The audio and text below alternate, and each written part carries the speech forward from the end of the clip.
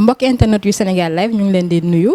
comme chaque fois nag mbégte la ñuy am ñëw ci seen numéro bi nga xam ne mooy Pôle Éthique andi fi ndaanaan modèle tey aussi ñu am plaisir andi fi koo xam ne mën nañu wax suñu doyen la suñu kilifa la ci métier bi ñuy def te yéen aussi nu ñu kontaanee andi ko fi noonu ngeen di kontaanee di ko gis wala di koy dégg tout le temps ci rajo yi muy Alaaji Assane Gueye Alaaji Assane nekk journaliste ci RFM ci groupe Futurs Médias ñu balaa ñu def dara dañ koy bàyyi kàddu gi mu nuyoog mbokki internet yu Sénégal live Alaaji Assane ñu ngi lay nuyu. maa ngi lay fay Ndeye Mbose am mbégte vraiment ànd ak yow ci Sénégal live di ziar seen internet yëpp di rafetlu gisewaat bi ndax pour internet yi xam ko jaar nga ci kër gi vraiment wane fi xereñ ak yar gu mat sëkk donc mbégte lay am bu mu ñëwaatee gis la ba tey toujours dans le métier ñu daje nga bëgg ma waxtaan ak yow waxtaan ak Sénégal live waxtaan ak seen internet. merci beaucoup Alaaji Assane mbégte gi nag fii la ëppee parce que saa ñu bokkee jotaay tout le temps lu mu dee nee nga ñu dindit li defeel nii donc jàngat lañ ci jëlee saa su ne donc ñun ñooy kontaan di bokk ak yow jotaay waaye mënuñu wax kan mooy Alaaji Assane dañ lay bàyyi nga waxal sa bopp mbokki internet yi modèle bi nga xam ne askan wi dañ ko approprié wu seen bopp kan mooy Alaaji Assane. bon ni ko sénégalais yi di waxee rek wax ci sa bopp moom yombul modèle gi moom dama la ciy gërëm rek xam naa ne da nga baax rek moo tax nga wax ko Alaaji Assane daal doomu Thiès la bu jàng fii Sénégal jaar lycée El Hadji Malick Sy jaar université dugg ci métier bi à Dounia en 96 n'est-ce pas jaar Walfadjri ba ni ñu ñëwee RFM lépp nag ki ndimbalu suñu borom ñu mës a bëgg métier bi ba ñu nekk au niveau de la classe de terminale au lycée El Hadji Malick Sy de Thiès bëggoon am loolu yéene def concours CESTI mujjul antu mais yàlla xam nga lu mu tudd rek te ñun dañu bëggoon métier bi am ci passion am ci ay modèle ni nga ko waxee sànq ñu ci bari ci mel ni waa RTS yowoon di xalaat sama mag sama xarit Oumar Seck daaw ma tardé journalam Sada Kane également ci ñoom ñëpp ba tey dañuy jokkoo di ziarante Mamadou Malay Diop et cetera bu dee ca Dunia ga ma jaar nekkoon fa ci loxoy El Hadj Abdoulaye Lam ba ni ñu dajewaatee Walfadjri ak Reine Marie Faye fekkoon booba Mame Less Camara nekk njiitu rajo bi ku ci mel ni Mbaye Sidi Mbaye ndem si yàlla sëñ Sidi Lamine Niass suñu soppe suñu sëriñ donc ñooñ daal ñooñ ci tàggati anam yoo xam ni ñun tam ñu boole woon ci parlu goo xamante ni boole ko ci ba tey ji may wax ak yow ndax maay directeur rajo bi waaye fajar laay xëy di def journal 8h def 13h donc ba ni ko askan bi approprié woo sopp ko ca sénégalais du ñu approprié wu lu baaxul sénégalais yi dañu bëgg lu baax donte nag communication tey bi moom ay buzz ak lu bon lay wane da nga dem ba foog ni mooy li fi bari waaye loolu fi gën a néew ci réew mi réew nit ñu baax la ñu baax a fi ëpp. ñoo ngi lay jaajëfal ci loolu li nga wax nag sànq modèle gi moom mënu fee dëñ macha allah askan week wax ndax saa sooy waxee rek dañ lay bàyyi xel di la may nopp loolu nag macha allah lañ ci mën a teg waaye Alaaji Assane pour dugg ci waxtaan bi dañuy xool li nga xam ne tey moom la sénégalais di dund fi réew mi toll tey ci saa si tembe gis nañu ne manifestation yi bëri na arrestation yi bëri na bañ doon defal benn analyse jàngat mënuñu wax situation chaotique mais yow naka ngay caractériser fi réew mi toll. dama naan dañuy def sur place parce que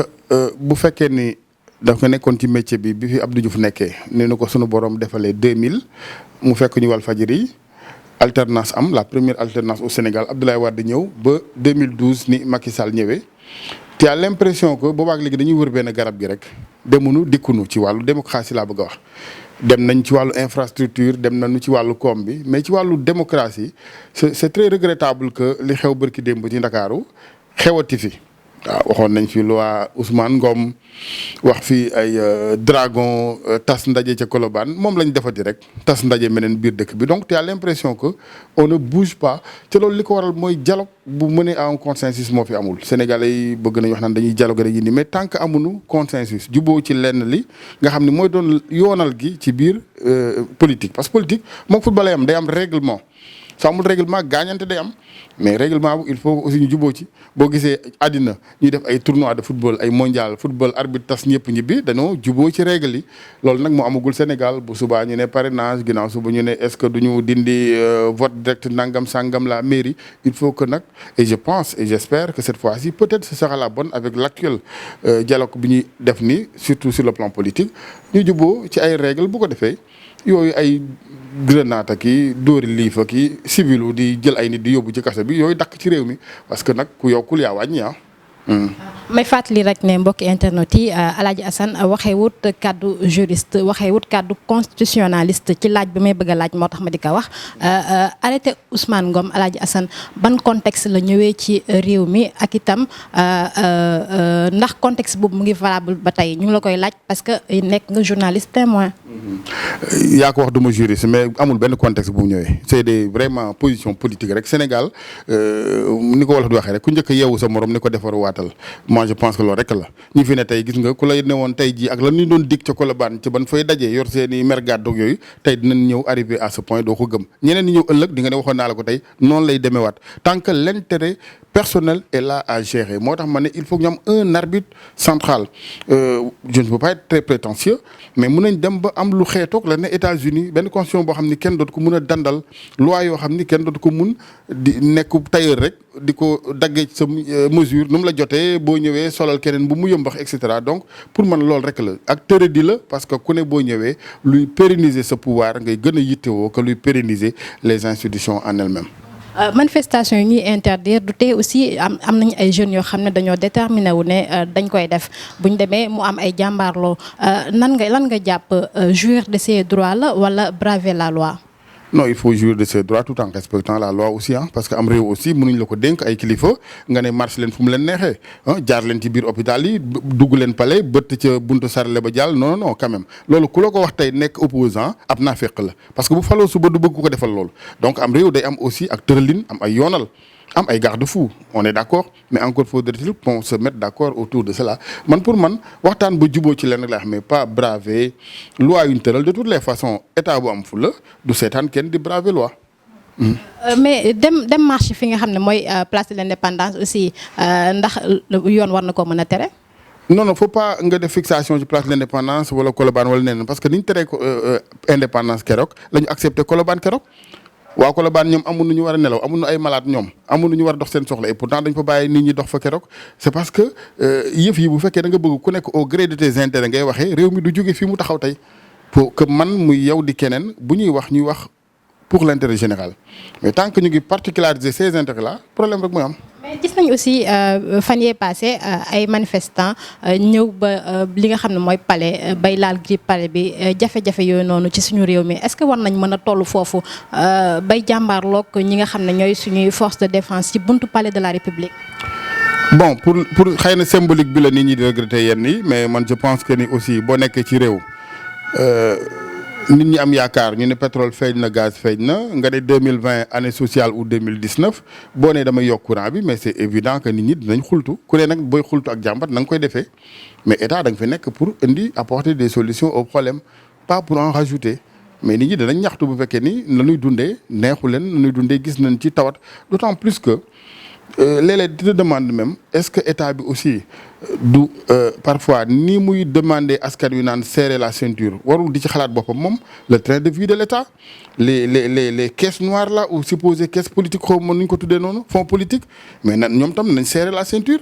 mais munoo janoog nit yi vous serrez la ceinture man ma ne sama gundaandaat di changer oto gis naa nag ñu ngi indi benn rationalisation ci gestion évidemment du téléphone des véhicules et tout mais moi je salue cette décision mais waroon nañ ko def bu yàgg loolu. ñoo lànk ñoo bañ seen taxawaay bi aussi ñu doon xeex njëgu courant bi jàpp nga ne xeex bu légitime la. mais bien sûr bu fekkee ni rek ci courant bi lañ ko yemale lu légitime la mais nag buñ ci raxee leneen ñoom ña ko ca rax ça n'engagera que de toutes les façons les gens de façon générale les Sénégalais doivent faire attention à ne pas se laisser manipuler parce que réew mi toll na ci. tolluwaay boo xamante ni ak jëm ci richesse yoo xamante ni macha allah par rapport à cette exploitation de ces richesses bu ñu deful ndànk rek ñeneen ñi mun nañu dugg ci porox ndoll yi faay yooyu nag la ñu war a éviter nit ñi dugg ci du yomb nag. parce que am réew mënuñu xamandoo lépp suñuy njiit ñoo nu war a gën a dimbali am réew ay njiitam la boo gisee réew yu bari toll fi tey la France les États-Unis dañu amoon ay njiit yu clairvoyants.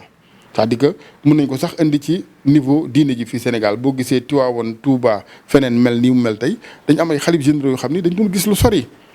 ba ci tey boo nee premier xalif sëñ Touba ba ci tey xalif bi 7e le 8e gis nga li ñu fi réalisé entre temps nit da ngay nekk visionnaire. mais bu fekkee da nga ne rek ci ay petite querelle la suba ma jàpp diw ginnaaw suba ma libéré diw ginnaawaat suba ñu saagante suñu biir assemblée mais on ne bougera pas. wax nga ko sànq benn cercle vicieux lay doon rek dem ñëwaat lay doon mais aussi manifestation yi journaliste nga mais gis nañ ne la dernière fois yàgg na am nag bu ñu waxantee dëgg yàgg nañ jàpp journalistes yi di leen malmené di leen dóor ci terrain bi mais keroog dafa jéggi dayoo en tant que journaliste nan nga gisee policiers yi ni ñuy acharné woo ci kaw journalistes yi nga xam ne ñoom itam dañuy def seen liggéey. xam naa su ma la ne woon waaw ils ont bien fait de dal seen kaw di nga la jaaxal quand même bu dara dul dara sax man journaliste la mënuma far ci policiers yi donc c'est pas normal lay wax maintenant nag loolu mooy côté émotion bi ñu ñëw nag ci li nga xam ni mooy xeltu gi bu ñu toogee rek à tête reposée ñu ne lan moo tax ñii def li nu mel dans un premier temps defuwul mooy waruñ ko woon def c'est-à-dire que yow même un manifestant ku civil waroo ñëw di ko dóor ay koros ak yooyu waxuma la ak un journaliste qui était dans l'exercice de ses fonctions kooku moom da nga koy def ci réew mel ni Sénégal boo xam ne chaque journée oui nous avons vécu des alternances di tiitaroo ko bàkku mais c'est tellement regrettable et dégradant tu as l'impression d'être dans des pays yoo xam bëgguma tudd sax di tooñ kenn la sous-région ñoo xamante ni ils sont en arrière ci wàllu démocratie donc Sénégal bu fi loolu amee ça veut dire que def nañu recul démocratique qu'on le veuille ou non bu ñu demee bay dal ci journaliste maintenant nag ci yan journaliste la ñu dal et c'est là où je profite de l'occasion pour faire un appel à tous mes confrères ñuy identifier wu booy dem ci terrain journaliste dañoo war a xool la xam ni journaliste nga yaa xam nag nooy identifier woo ci wàllu micro bi nga yor nii y a le logo y a les gilets y a tout ça ñu fexe ba ñu xàmmee leen mais bu dee da nga nekk journaliste pare lu ne sa yoon ne ca fu ne nga bëgg faa dugg mais ça kii maintient l'ordre day dem ba dootul xàmmee kii moi je pense que ci côté boobu rek xëy na la confusion mën a amee mais lii may wax nii dàqul ci lenn le fait que je condamne fermement vraiment cette agression contre les journalistes. Journalistes yi nag tonton Aladji Assane macha allah bu ñu génnee rek da nga yaakaar ñoom ñooy dem manifester ji. macha allah ndax nuñu suñu tolluwaay bu ñu génnee ñëw ci terrain bi da nga yaakaar ñun ñooy dem ñaxtu ji ndax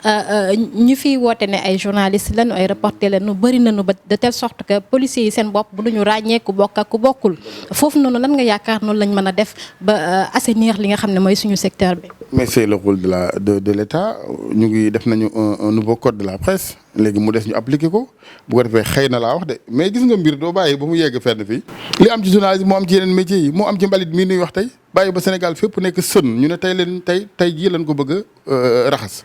mais boo bëggee raxas doo ne nit ñi maa leen di raxasal da nga leen di xamal ne bu ngeen ko raxasul du set